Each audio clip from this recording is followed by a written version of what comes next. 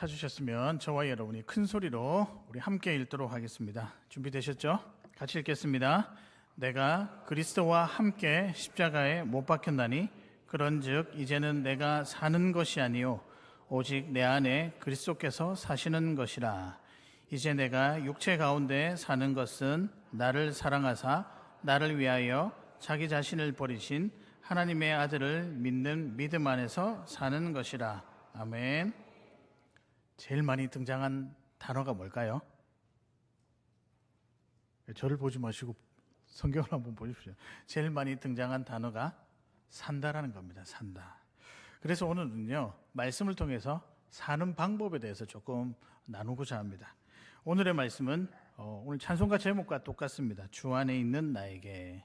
한 몇 주 전부터 찬송가 370장이 계속 입에서 자동적으로 되뇌이더라고요. 여러분도 이 찬양 좋아하시죠? 예, 저는 특별히 여러 이 가사 1, 2, 3, 4절 다 좋은데 마지막 후렴구에 있는 나 주님만 따라가리, 그러니까 이 부분이 되면 마음이 이렇게 뭉클해지기도 하고 뭔가 내가 참 좀 잘 살아야겠다라고 하는 그런 생각이 듭니다. 여러분, 이 가사처럼 주님만 따라가는 삶은 어떤 삶일까요? 소위 우리가 그 삶을 믿음 생활이라고 이야기를 하거든요. 그렇다면 정말 그 삶은 어떤 삶일까? 한번 여러분 생각을 해보시길 바랍니다. 제가 아는 집사님이 한 분 계신데요. 이분은 정말 대단하신 분입니다. 나이도 그렇게 많지는 않은데 어떤 면에서 보면 참 이분에겐 배울 것이 많다라는 생각이 듭니다. 그분은요, 항상 자리에 앉으면 글을 씁니다. 노트에다 기록을 합니다. 그리고 난 다음에 한 2, 3분이 지나고 나면 여지없이 빨간색 볼펜을 꺼내서 이렇게 줄을 끊습니다. 근데 그거를요, 여튼 제가 볼 때마다 반복하고 또 예배 전에 예배 전에 미리 와가지고 항상 뭘 적어요. 그리고 또 빨간 펜으로 끊고 그렇게 하더라고요. 그래서 제가 물어봤죠. 집사님, 이게 한두 분도 아니고 틈만 나면은 그렇게 하시는데 그 귀찮지 않으세요? 근데 도대체 뭘 하십니까? 라고 여쭤보니까요. 그분이요, 자기의 생각을 먼저 적는데요. 그리고 와서 2, 3분 있다가 빨간 펜을 꺼내서 이 생각한 것이 주님의 뜻에 맞다라고 생각하면 그대로 놔두고요. 만약에 틀리다, 나의 욕심이다, 내 생각이다, 내 계산이다 라고 하면 여지없이 빨간 줄을 그어버리는 거예요. 세상에 여러분, 그런 분 처음 봤습니다. 제가 수련회를, 중고등부를 같이 섬겨서 수련회를 가서도요, 항상 그러고 있어요. 큐티하고 나서도 그러고 있는 거예요. 야, 사람이 어떻게 저렇게 저 귀찮은 일을 계속 그렇게 할 수 있을까? 그래서 제가 물어보았습니다. 아니, 왜 그렇게 하십니까? 귀찮지 않으세요? 라고 하니 이런 말을 하시더라고요. 목사님, 믿으면 다 끝입니다. 이렇게 이야기하는 거예요. 아니, 도대체 믿으면 뭐가 다 끝입니까? 믿으면 다르다라는 거예요. 제대로 믿으면 이것저것 잴 필요가 없다. 그냥 내 삶에 주님의 뜻만 남겨두면 되니 다른 생각들 지워버리는 것 당연하지 않겠습니까? 그러니까 주님의 뜻에 조금이라도 맞지 않으면 그분은 빨간 펜으로 두 줄을 쫙쫙 그어버리더라고요. 그러면서 이렇게 말씀하셨습니다. 믿음이 들어오면, 믿음이 있으면 말씀이 보이기 시작하고 사람이 보이고 은혜가 느껴진다. 그리고 주님의 뜻이 무엇이든지 어렴풋이나마 알았던 그 모든 것들이 확실하게 보여지고 그 길을 온전히 걸어갈 수 있다. 그렇게 하다 보니 삶의 불안감이 사라지고 염려가 있다 한들 염려하는 그 기간이 굉장히 짧게 마무리되더랍니다. 그러면서 저한테도 이렇게 이야기하더라고요. 자신에게 다시 한번 믿음의 기회를 주게 됩니다. 목사님도 한번 해보시지요. 이렇게 이야기하시더라고요. 제가 했을까요? 안 했을까요? 예, 안 했습니다. 예, 안 했습니다. 이게 귀찮더라고요, 보니까. 근데 참 그 모습과 그 말이 여운이 남더라고요.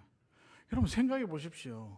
여러분, 우리 다 같이 그거 한번 하자라고 하면 감당할 수 있겠습니까? 맨날 자기의 생각을 적고 빨간색으로 두 줄 그어서 이게 하나님의 뜻이면 동그라미 치고 하나님의 뜻이 아니면 지워버리는 것. 근데 여러분, 드러나진 않았지만 다른 형태로 우리는 그러한 삶을 살고 있습니다. 지워가는 삶, 비워가는 삶을 살고 있습니다. 20절에 나와 있죠. 내가 그리스도와 함께 어디에 못 박혔나니? 십자가에 못 박혔나니. 이게 다름 아니라 하나씩 지워가는 삶, 하나씩 비워가는 삶이라는 거죠. 여러분, 이렇게 우리의 생각들과 우리의 마음들을 하나씩 지워가다 보면 남는 것은 무엇만 남느냐? 온전하신 주님의 뜻과 주님의 흔적만 남는 거죠. 그렇게 살아가는 것이 주 안에서 살아가는 믿음 생활이라는 거죠. 그러니까 여러분, 우리가 이제껏 예수님 믿고 교회 나오면 믿음 생활이라고 하는 그 차원보다 훨씬 더 적극적이고 훨씬 더 힘이 들어가고 훨씬 더 중요한 것이 저와 여러분이 살아가는 믿음 생활이라는 것입니다. 그래서 오늘 저와 여러분은요, 이 질문으로 함께 말씀을 나눴으면 좋겠는데요. 주 안에 있는 삶은 어떤 삶인가? 그리고 귀한 믿음의 삶은 어떤 삶인가? 우리 하나씩 살펴보도록 하겠습니다. 바라기는 언젠가 저와 여러분의 하루를 글로 적었을 때 주님께서 함께 하신 고백들만 가득하기를 주님의 이름으로 축복합니다. 주 안에서 사는 삶은 무엇인가? 첫 번째입니다. 비우기입니다. 비움이라고 해도 되죠. 비우기죠.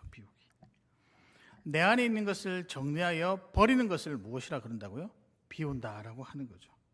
제가 처음에는 설교문을 작성할 때 청산이라고 용어를 이제 적었는데 좀 너무 어려워서 어떤 것이 좋을까 하다 보니 비우기, 이게 딱 맞겠다라는 생각이 들었습니다.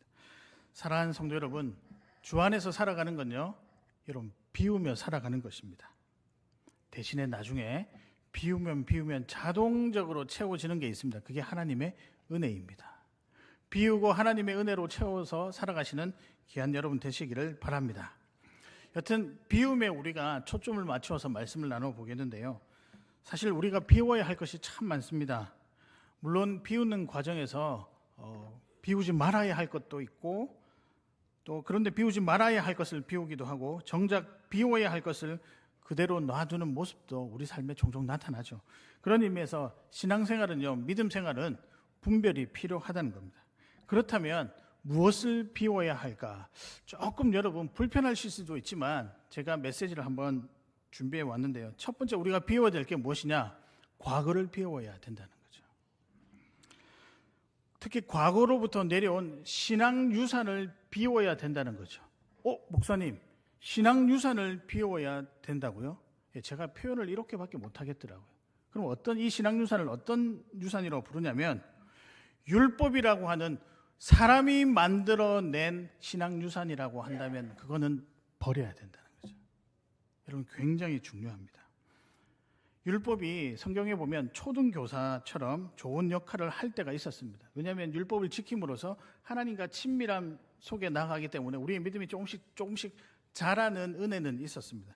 그런데 그걸 율법이라 그러지 않아요. 그 율법에 예수 그리스도가 빠지면, 자칫 잘못하면 신앙 유산이 사람이 만든 규칙이 될 때가 있다는 거죠. 그래서 뭘 해라 이거 안 하면 큰일 난다, 이런 말들이 어떻게 자세하게 잘 살펴보면 우리가 버려야 할 신앙 유산이 될 때가 있다는 거죠. 그런 의미에서 저와 여러분은 앞을 바라보고 과거의 것은 감사로 덮고 앞을 향해 다시 한 번 더 하나님 앞에 엎드리고 회개하고 바르게 해서 달려나가는 과거를 버리는 것이 필요하다는 것입니다. 그렇게 살아갈 때 주 안에서 내 생각이 아닌 하나님의 은혜로 채워지는 삶을 살 수 있다는 겁니다. 오늘 본문은요, 베드로가 안디옥에 도착했을 때, 이르렀을 때 이방인과 같이 밥을 먹었다가 많은 사람들에게 비난을 받았던 장면에 대해서 사도 바울이 그런 비난에 대해서 잘못되었다라고 지적하는 편지의 내용입니다. 여러분, 이방인과 밥 먹으면 돼요, 안 돼요? 되죠. 왜냐하면 이미 예수님이 오셨으니까요. 근데 당시 사람들은요, 유대인들이 이방인하고 밥을 먹는 것은 의로운 행위가 아니라고 생각을 했습니다. 왜냐하면 유대인들 자신들은 거룩한 백성이거든요. 택함을 받은 거룩한 백성이거든요. 근데 이방인들은 택함을 받지 못한 거룩한 백성이 아니었던 거죠. 그래서 그들과 같이 밥을 먹는다는 것은 그들의 율법과 그들의 신앙을 저버리는 일들이라고 생각을 많이 했었습니다. 근데 여러분, 이건 잘못된 생각이죠. 예수님이 오심과 동시에 언약 자손이 바뀝니다. 어떻게 해요? 예수님을 믿는 믿음의 자손으로 바뀝니다. 이방인이든 유대인이든 신분에 상관없이 모두 다가 예수 그리스도 안에서 믿음을 가지고 있다면 한 백성이요, 한 가족이요, 한 공동체라는 거죠. 율법의 완성은 그리스도인인데 그리스도 안에서 유대인과 이방인이 따로 존재하지 않습니다. 예수님을 믿는 사람과 그렇지 않는 사람이 구분될 수 있는 거죠. 그래서 중요한 것은 율법이 아니라 예수 그리스도가 중요하다. 그래서 사도 바울이 뭐라고 했냐면 율법을 버려라, 과거를 청산해라, 그래야 제대로 된 신앙생활을 할 수 있다라고 지금 권면하고 있는 겁니다. 여러분, 제 이야기를 잘 한번 들어보십시오. 정말 제대로 믿음 가운데 살아가려면 과거를 청산해야 됩니다. 과거를 비워야 됩니다. 제가 그래서 딱 두 가지만 여러분에게 한번 말씀드리고 싶습니다. 우리가요, 수정해야 되고 바르게 알아야 될 여러 가지 내용 중에 여러 가지가 있겠지만 제가 우리 교회를 생각해서 딱 두 가지 정도만 말씀을 드리려고 합니다. 여러분, 직분에 대한 생각을 조금 바꾸시면 좋을 것 같습니다. 여러분, 직분은요, 우리 믿음의 분량에 따라 부르심을 받는 것이 아닙니다. 잘못 생각하고 있는 거예요. 우리가 직분하면은 이제 우리가 주로 직분하면 항존직이잖아요. 장로, 권사, 그다음에 우리 장립 집사님들.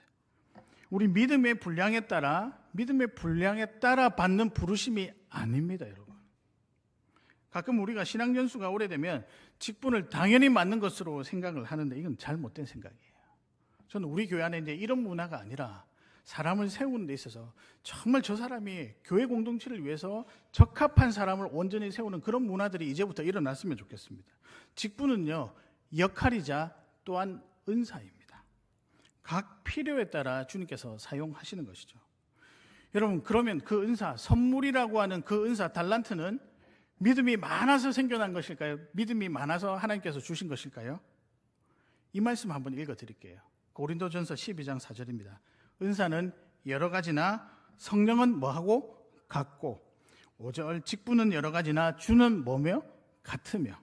6절에 또 사역은 여러 가지나 모든 것을 모든 사람 가운데서 이루시는 하나님은 뭐하니? 같으니.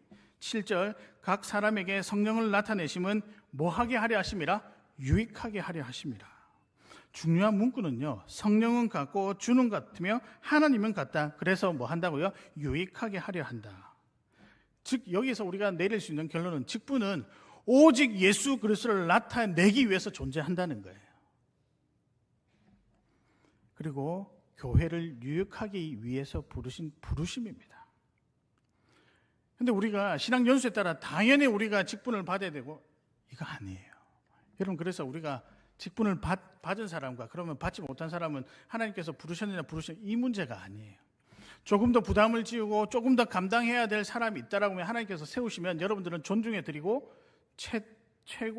최선을 다해서 기도하고 중보해야 되는 거죠. 또 맡은 직분자는 어떻게 될까요? 교회를 위해서 나의 생각을 버리고 심지어는 여러분의 성격조차 버려가면서 교회를 위해 남을 위해서 맞추는 것이 필요하다는 겁니다. 여러분, 이게 정말 필요한 거예요. 근데 만약에 우리가 신앙 연수에 따라 직분을 받는다? 그런 생각은 과거 버려야 될 생각이라는 거죠. 헌금도 마찬가지입니다. 제가 헌금에 대한 이야기를 좀 드리고 싶은데요.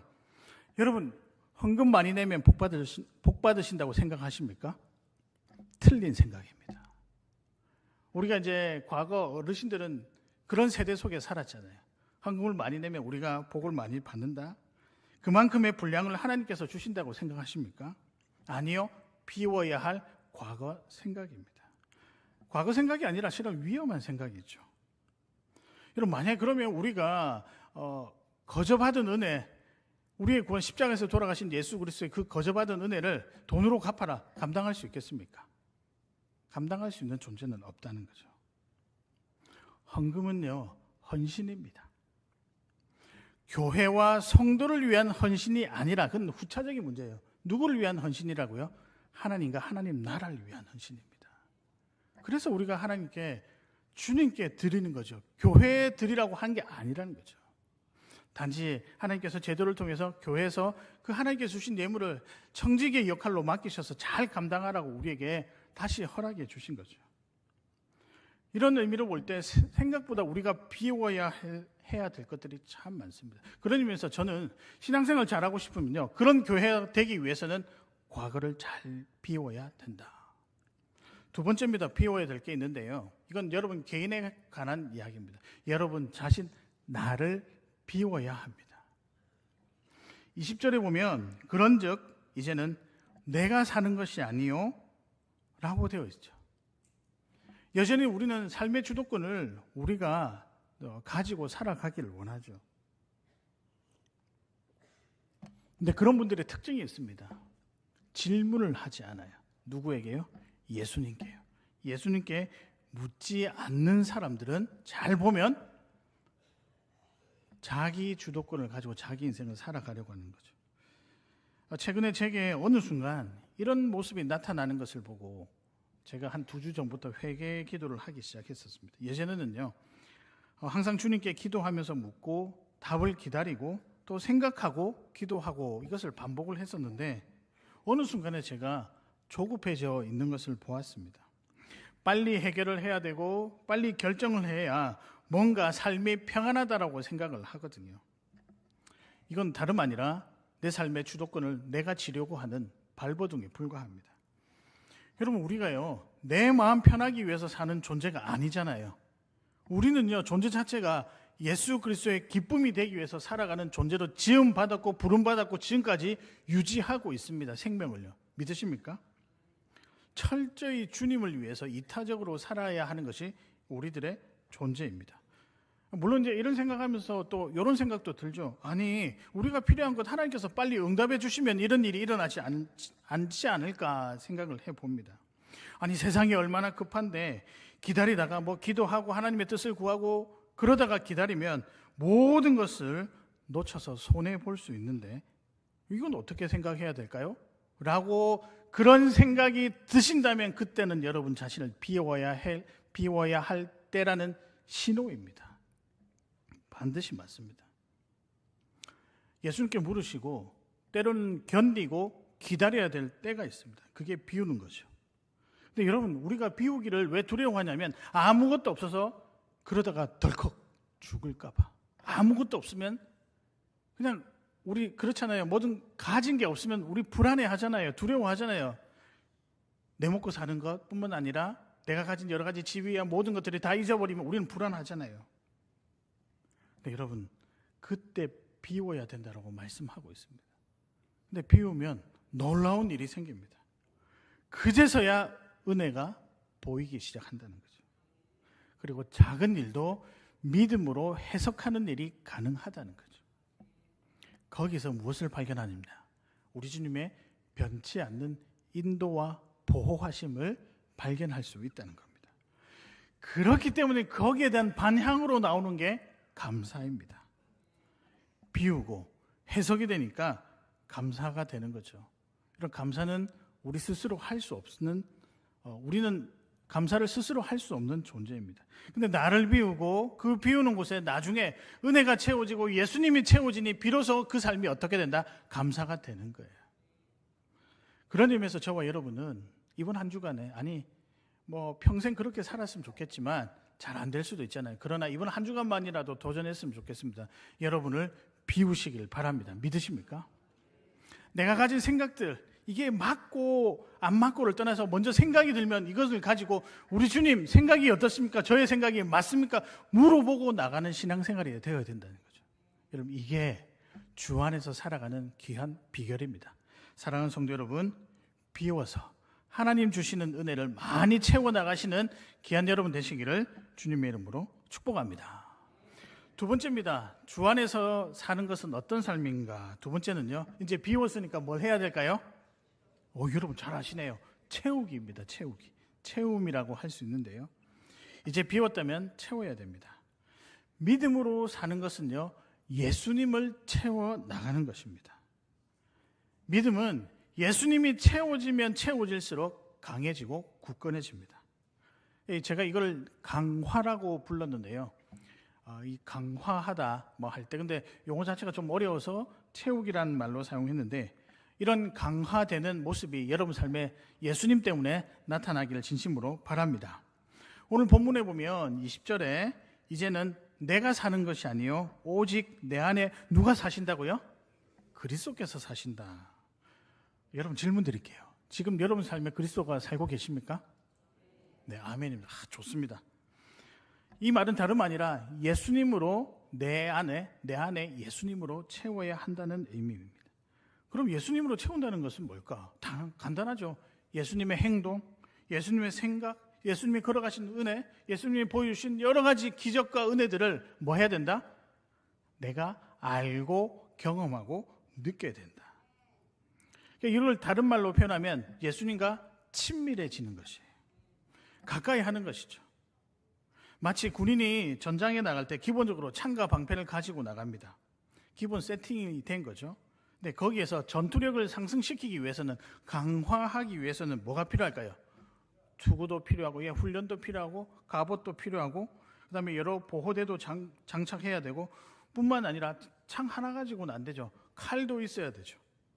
그렇게 되면 어떻게 될까요? 전투력이 점점점 상승해서 전쟁에서 이길 확률이 높다, 낮다? 높아지는 거예요. 마찬가지입니다. 우리는 이미 예수님을 알고 있습니다. 더 알아야 되죠. 예수님을 알고 있는 그 상황에서 더 알아야 된다는 거죠. 배워야 되는 거죠. 여기에 딱 맞는 성경 구절이 있습니다. 에베소서 6장 13절을 제가 읽어드릴 텐데요. 13절부터 18절까지입니다. 하나님의 전신갑주를 취하라. 이는 악한 날에 너희가 능히 대적하고 모든 일에 행한 후에 서기 위함이라.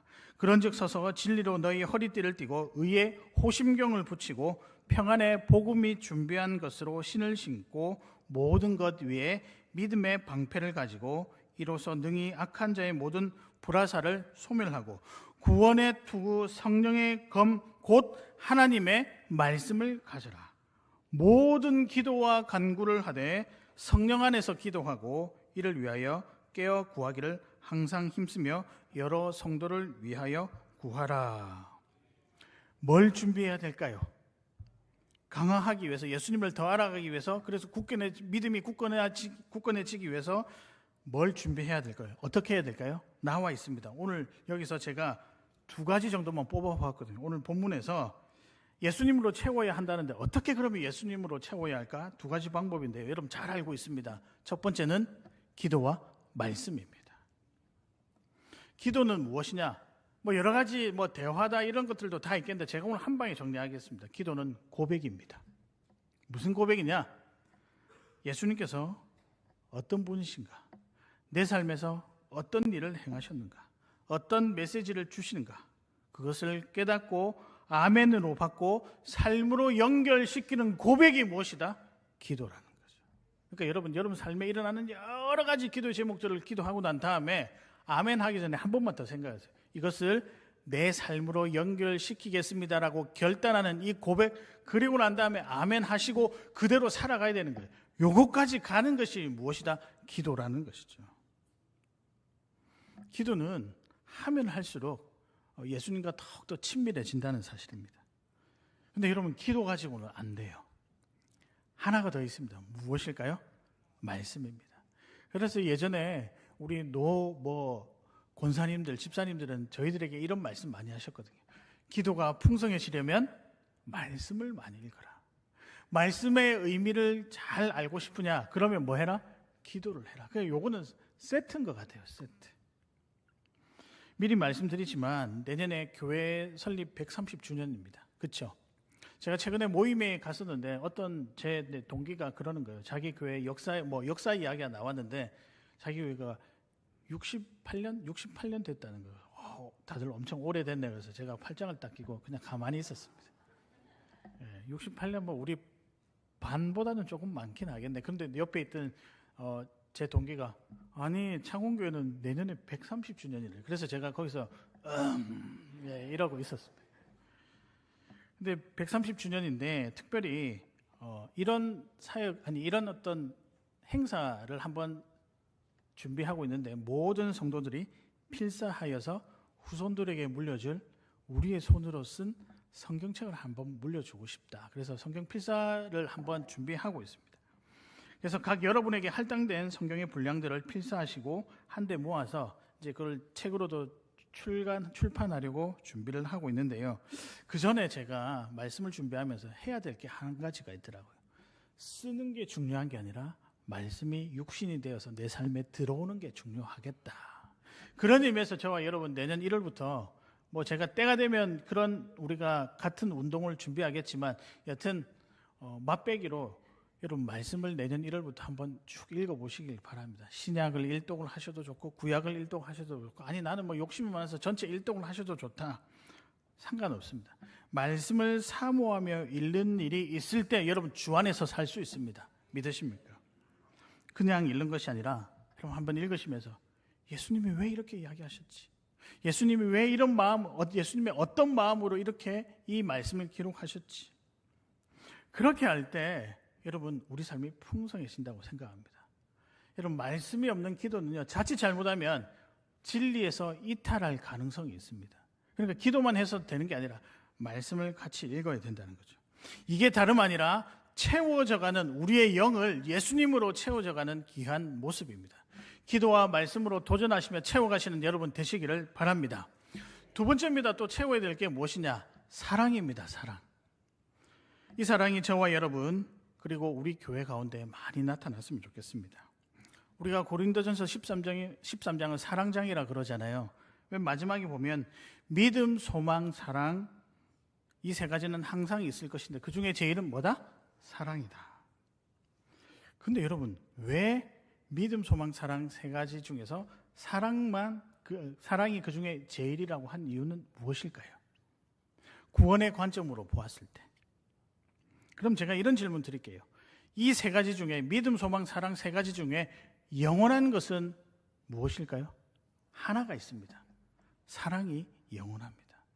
믿음의 관점으로 보았을 때 믿음은요 유효기간이 있습니다. 잘 믿고 예수님 앞에 가면 믿음이 필요할까요? 필요 없을까요? 예수님 믿고 구원받았고 하늘나라 왔는데 뭘 거기서 또 누굴 믿어야 돼요? 이미 믿고 결론이 난 거잖아요. 그러니까 믿음은 유효기간이 있는 거예요. 소망은요 하나님 나라를 위한 소망은 어떻게 될까요? 영원한 생명에 대한 소망도 이미 우리가 하나님 앞에 서면 소망 시작된 거잖아요. 이건 필요 없는 거예요. 근데 사랑은요 이 땅에서의 사랑도 필요하지만 여전히 하나님 나라에서도 교제 방식이 뭐냐? 사랑인 거예요. 사랑. 그런 의미에서 여러분 사랑하며 사는 것은 주 안에서 살아가는 믿음으로 살아가는 굉장히 중요한 방법 중에 하나입니다. 우리가 이 땅에서 이 사랑을 한번 연습해 보자고요. 기왕 시작하신 믿음의 삶을 한번 연습을 잘 해보고 같이 사랑하면서 살아가시자고요. 그런 의미에서 먼저 여러분에게 권면드립니다. 여러분 자신을 먼저 사랑하시길 바랍니다. 최근에 제 딸이 실수를 했는데요. 혼자 속이 상해서 막 이렇게 약간 눈물도 짓고 그렇게 하더라고요.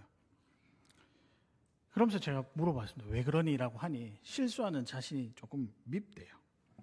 그래서 제가 한 번만 그렇게 하고 다음부터는 다음에 잘하면 되지. 그러니까 지금은 괜찮아. 그 말을 좀 가슴에 새겼으면 좋겠다고 했습니다.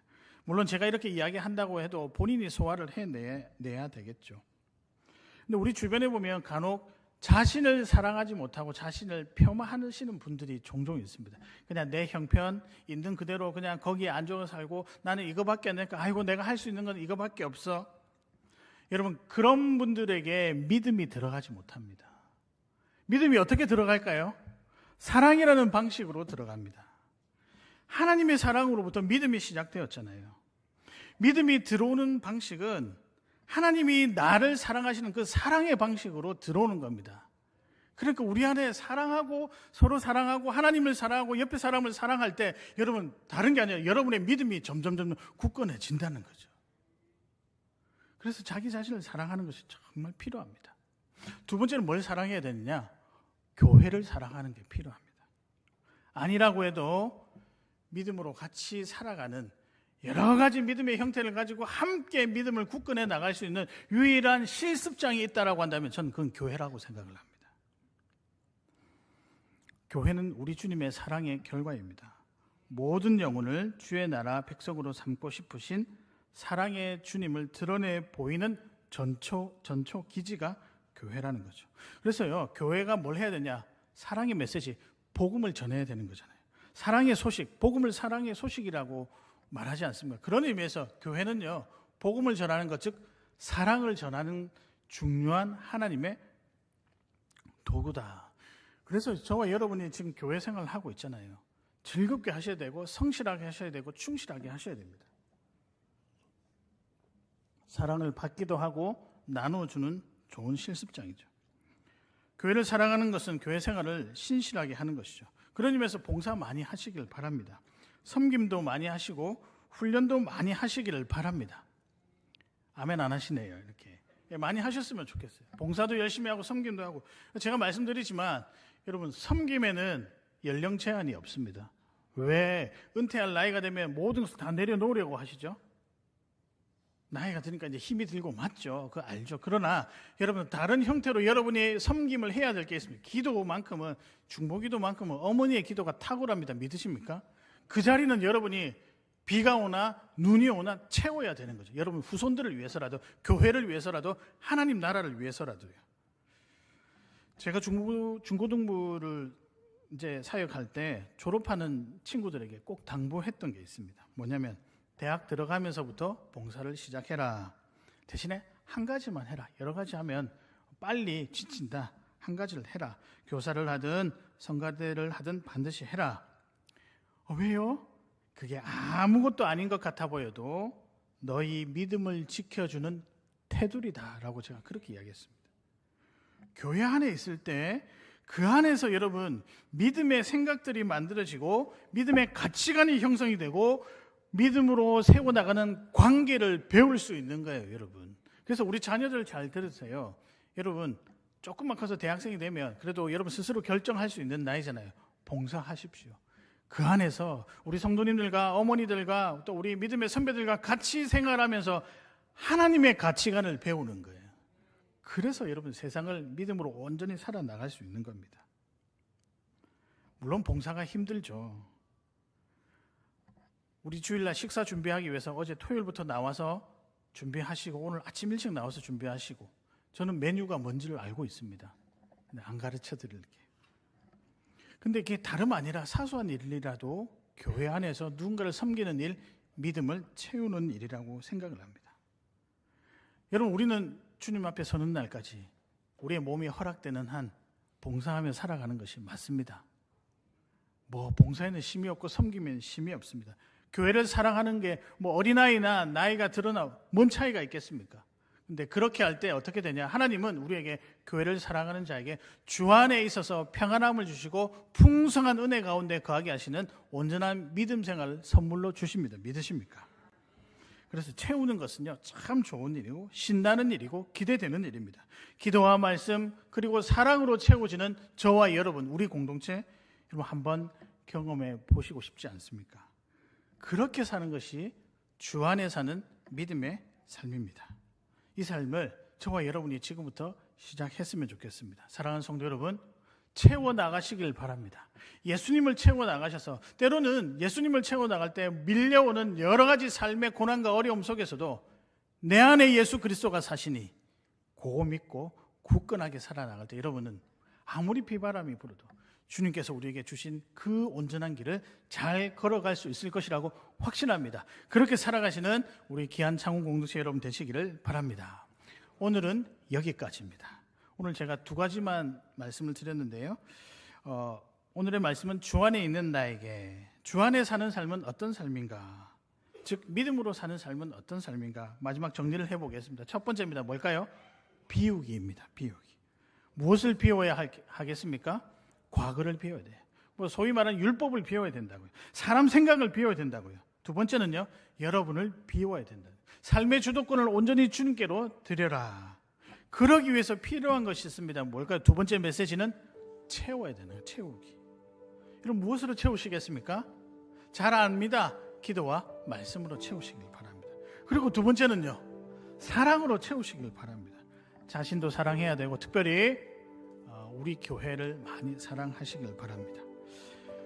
요즘 들어서 주님 안에 사는 것이 참 행복하다라는 생각이 듭니다. 가을이라서 그럴까요? 아니면 한 해 마지막이 다가와서 그럴까요? 뭐 그런 것도 있겠죠. 그러나 하나님께서 제게 주시는 마음이라고 생각합니다. 저는 최근 들어서 사람의 표정을 많이 봅니다.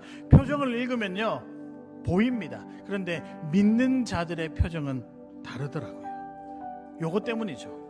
20절에 보면 그런즉 이제 내가 사는 것이 아니요 오직 내 안에 그리스도께서 살기 때문이죠. 그렇기 때문에 우리 얼굴이 달라 보이는 거예요.